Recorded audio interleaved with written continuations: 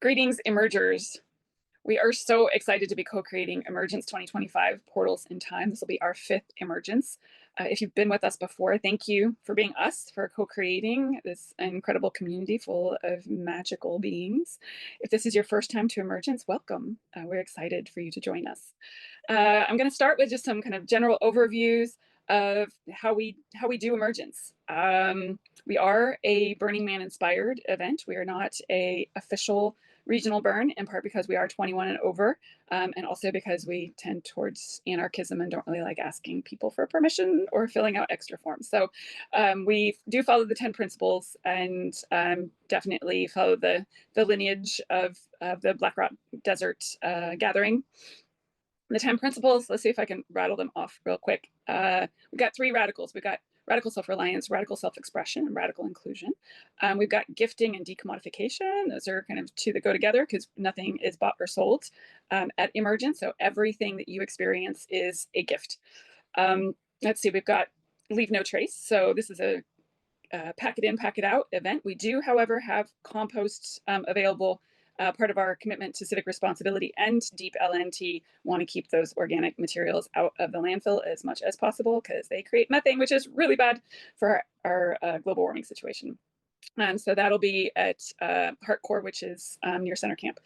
And let's see, also I think we have compost in there's the Hearth community kitchen, which is at Center Camp as well, which is available to people to sign up if they want to actually prepare meals for the community. You can do that at the community kitchen, which is a relatively new thing. We did a little bit last year. We're trying to grow it because food is and feasting is at the heart of most healthy communities.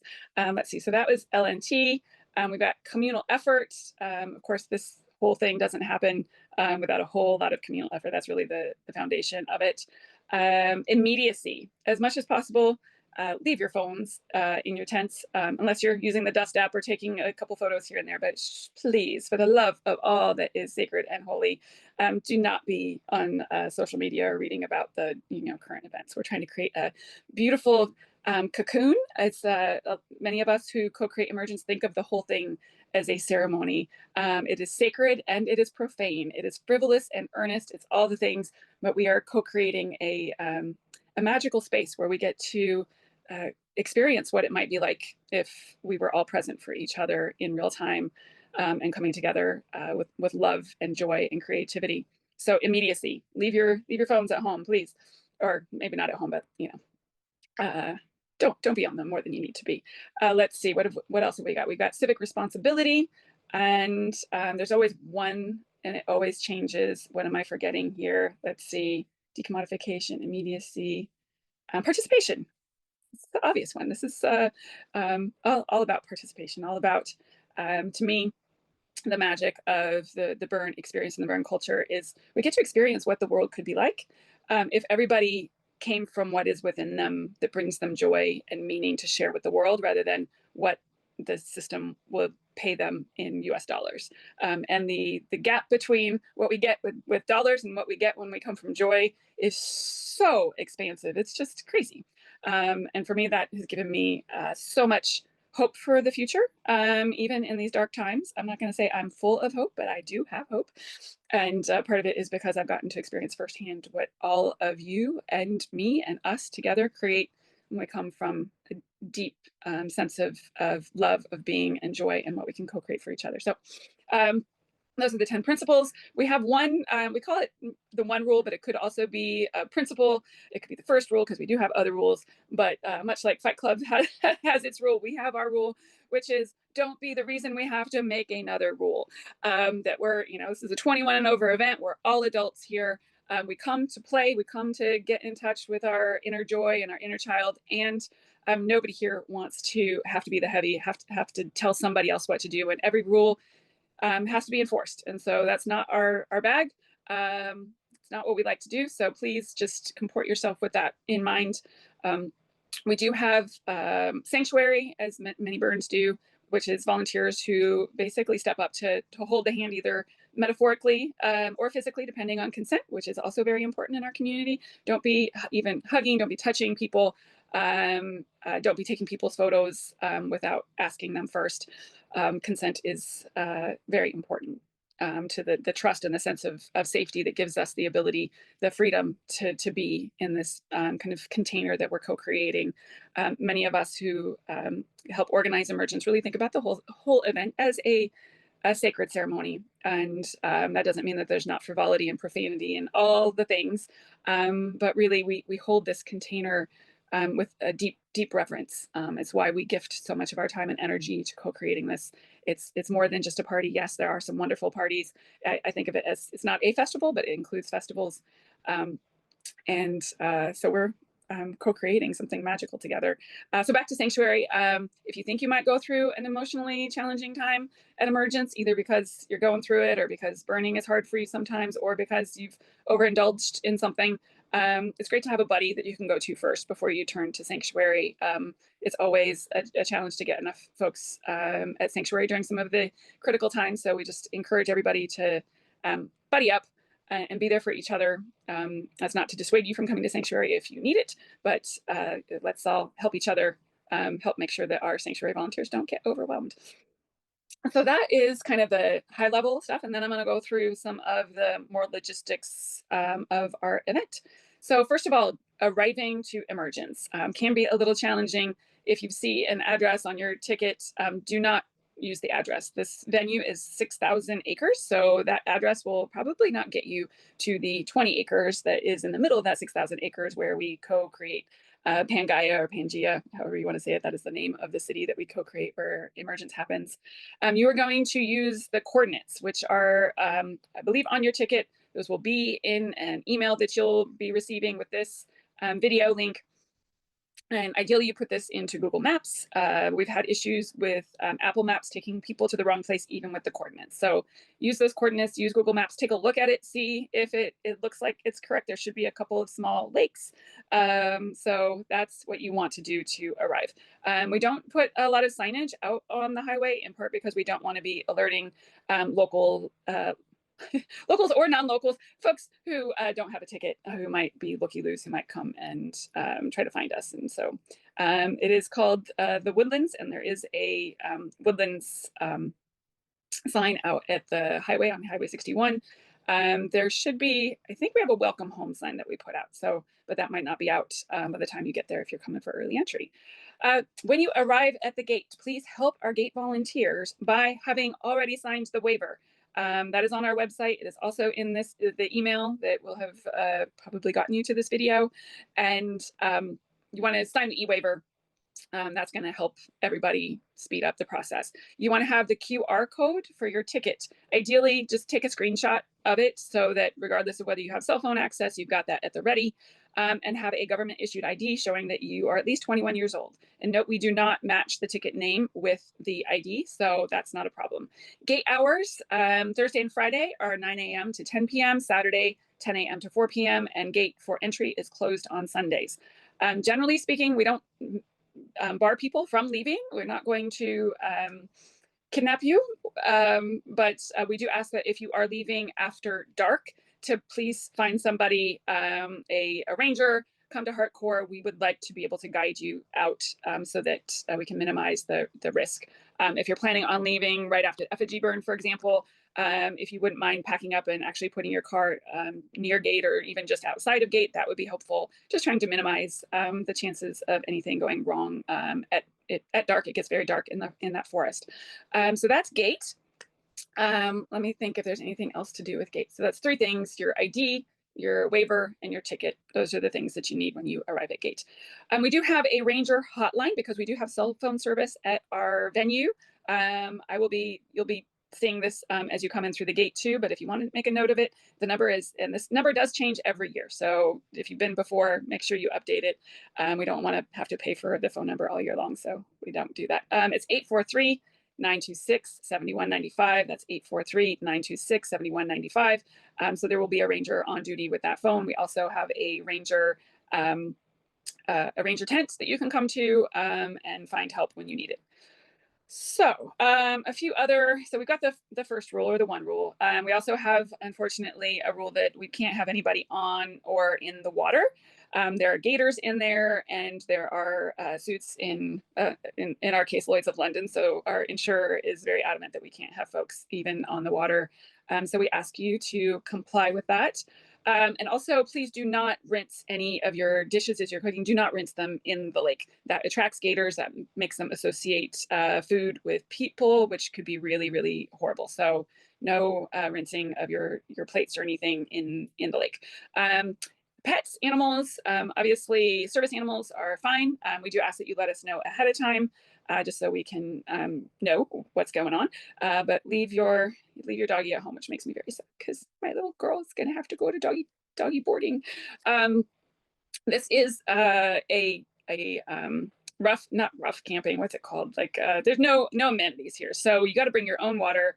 If you're gonna need electricity, bring your own solar pack, your batteries, your generator. And just generally be self-reliant. We will not have ice for sale. I know some burns do sell ice. We're going to try to do it this year, but that did not come together. So when I say we, people in the community, but stuff came up. So that's not happening. It should be cooler this year. So because we've moved it from April into March. So hopefully ice won't be so much of a deal. The main reason we moved this event into March from April is because we have had issues with ticks. This is South Carolina. We are going through climate crisis. Ticks and Lyme disease are a serious issue. We have had multiple participants come down with Lyme disease, likely from ticks that they picked up at Emergence. Lyme disease is freaking awful. It is horrible. So we are working collaboratively with our community to try to figure out how to minimize this risk. There's no way we're going to eliminate it. But please do check yourself, check each other for ticks. Especially the Lone Star. No, it's actually I think it's the Lone Star ticks don't have the Lyme disease, and those are the most common ones. But like I said, we have had Lyme disease. We have had participants come down with Lyme. I know a lot of us who go to burns tend to be kind of more on the hippie end of the spectrum and don't want to put nasty chemicals on our bodies. And we really highly recommend that folks do use some chemical insecticide, or not insecticides, but repellents. So repellents including DEET and permethrin. So permethrin, if you have cats, please take care to not expose them to permethrin. It's derived from chrysanthemum in different concentrations. Sometimes you can put it on your skin, but they have very high concentrated permethrin that is for putting on your clothes and your tent and your gear. And so you soak your gear, particularly your socks and your shoes is a great place to start with the permethrin. You let it dry completely first, and then you wear it. Highly recommend treating the outside of your tent with it, your shoes, your socks. Wearing long pants and socks that come up over your pants is going to help a lot. And with the move into March and probably a little cooler weather, that's just going to be an easier thing for us to all do.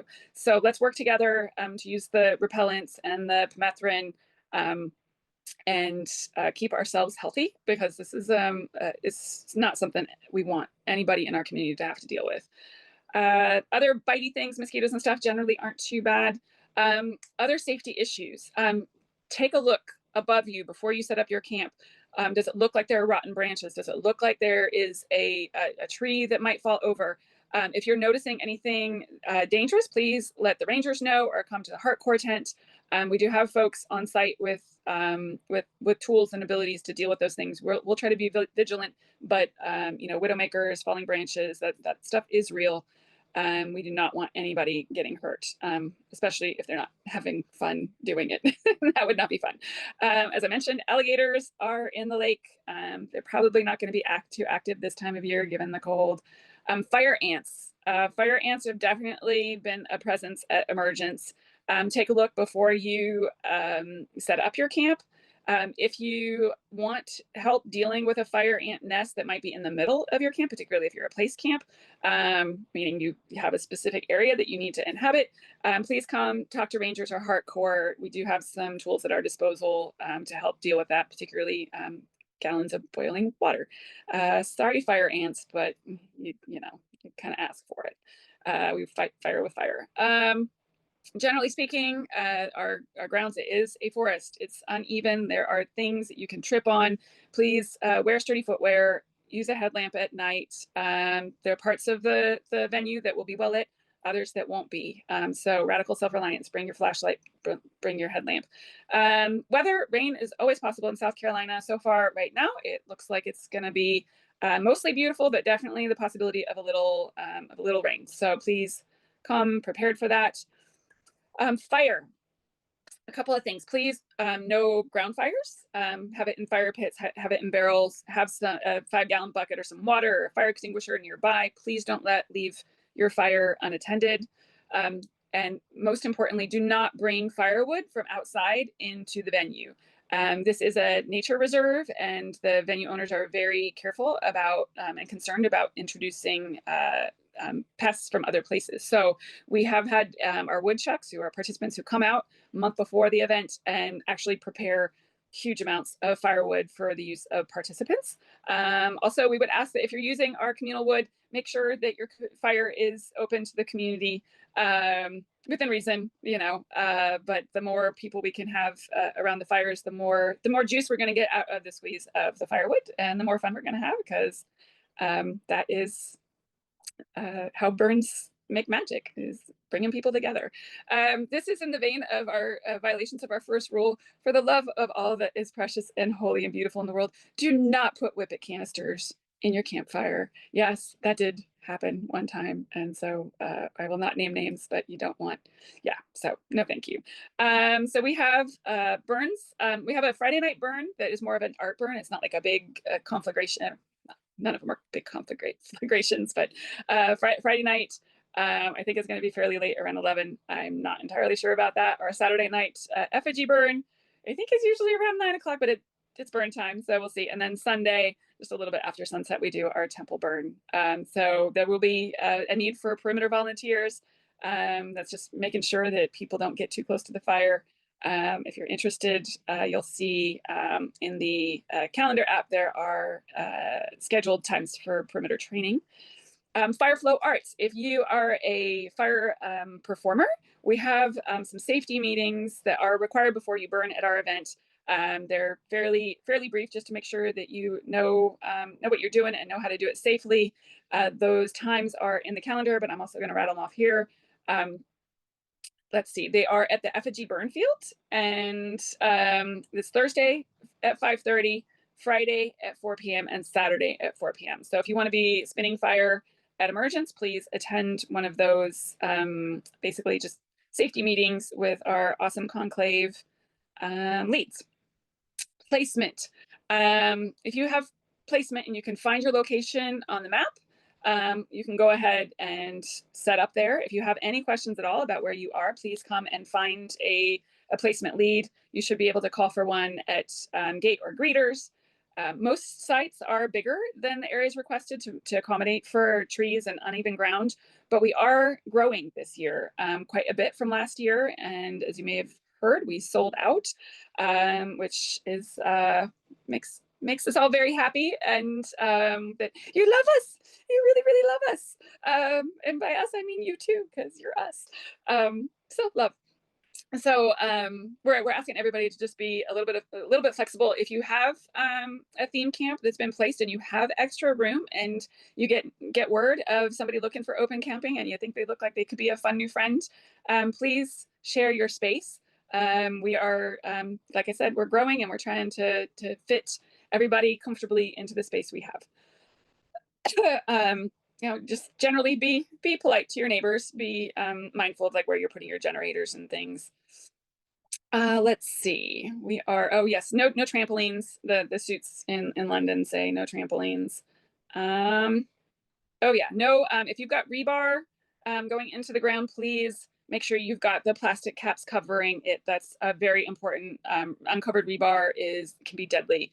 And if you need, I think we have extra caps. Those will probably be at quartermaster. If you need those, please look for us. Just water bottles are not sufficient by themselves. And lastly, in terms of rules, absolutely no fireworks and no firearms. Please don't make us have to come in heavy on either of those things, because we don't want to do that.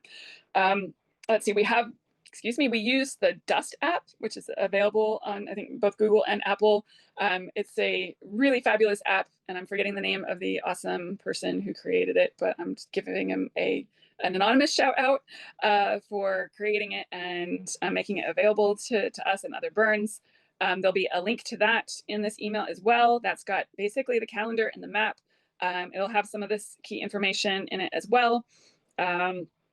And let's see, I think that that is probably everything you need to know to get to Emergence and have a wonderful time. And I hope I didn't leave out anything too important. Most importantly, safe travels to Pangea. And we can't wait to co-create magic with you. And yeah, as we say at Emergence, we have a saying. Emergence started as a small group in Charleston. We called ourselves the Sea Otters, the letter C for Charleston, ODDERS. And the Sea Otters had a saying, which has now become kind of an Emergence saying, which is not about me, and it's not about you. It's about all the way home. And home is heaven on Mother Earth, which is what we're co-creating here in Pangaea, together. And hopefully we'll all arrive safely and co-create an incredible magical experience. Oh, there's one more thing I want to say. We do have an opening ceremony on Friday at noon. And you are encouraged to participate. It's a kind of land recognition and the beginnings of our co-created magic. So I hope you will attend. If you have drums or other kind of music makers, please feel free to join in on that too. It'll be a sacred celebration to open our 2025 Emergence. So thank you all for watching this video, and I'm looking forward to seeing you in the Enchanted Forest.